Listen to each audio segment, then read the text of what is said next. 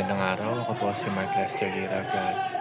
Ito po ang aking daily devotions ngayong February 14. God is on a mission, Moses calling, na tinalakay po ni Pastor Russell Ocampo sa 365 Daily Devotions. Ang Bible verse ng araw ay galing sa Exodus chapter 3 verse 7 to 12. Ang sabi po ay, "The Lord said, I have indeed seen the misery of my people in Egypt. I have heard them crying out because of their slave drivers, and I am concerned about their suffering. So I have come down to rescue them from the hand of the Egyptians, and to bring them up out of that land into good and spacious land, a land flowing with milk and honey, the home of the Canaanites, Hittites, Amorites, Perizzites, Hivites, and Jebusites. And now the cry of the Israelites has reached me, and I have seen the way the Egyptians are oppressing them. So now go, I am sending you to Pharaoh to bring the Israelites out of Egypt." Um, sa Bible verse na ito, may kita natin na si Moses sa desierto ng Midian, dating prinsipe ng Egypt, ngayon ay isang pastol. Parang tahimik na ang buhay niya.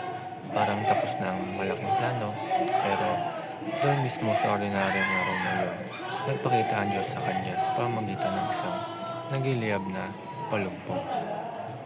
"And the angel of the Lord," sabi nga sa Exodus chapter 3 verse 2, "and the angel of the Lord appeared unto him in a flame of fire out of the midst of a bush. And behold, the bush burned with fire, and the bush was not consumed."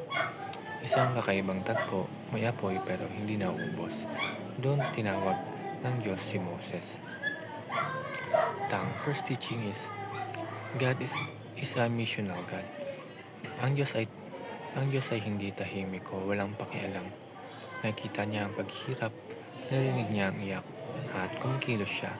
Ang Diyos ay may misyon, ang iligtas, ang magligtas, at ang magdala ng kalayaan. Wala pa noon hanggang ngayon, ang puso ng Diyos ay para sa mga nawawala at naapi. At ang second, God calls us to a mission greater than us. Sa Exodus chapter 3 verse 10, sinabi ng Diyos, "Come now therefore, and I will send thee unto Pharaoh, that thou mayest bring forth my people out of Egypt." Isang dating takas, papaharapin sa pinakamakapangyarihang tao sa mundo. Hindi maliit ang calling ni Moses, at ganoon din ang Diyos sa atin. Kapag tumawag siya, hindi yun maliit o comfortable. Madalas, mas malaki yun kaysa sa kakayahan natin. Pero ang calling ng Diyos ay hindi based sa capacity natin, kundi sa purpose niya. Ang last teaching, God empowers those whom He calls. Nagduda si Moses. Sabi nga niya sa Exodus chapter 3 verse 11, "Who am I that I should go unto Pharaoh?" Pero ang sagot ng Diyos ay nasa verse 12 ay simple pero makapangyarihan. Ito po ay, "Certainly I will be with thee." Hindi sinabi ng Diyos na, "Moses, kaya mo yan." Ang sinabi niya ay, "I will be with you." Ang tunay na lakas ay hindi nanggagaling sa sarili nating confidence, kundi sa presensya ng Diyos. Kapag kasama mo ang Diyos, sapat na iyon. Ang kwento ng burning bush ay paalala na ang Diyos ay may misyon at nais na tayong isama doon. Hindi niya tayo tinawag dahil perfect tayo. Tinawag tayo dahil siya ay may plano, at kapag siya ang tumawag, siya rin ang bibigay ng lakas. Yun lamang po.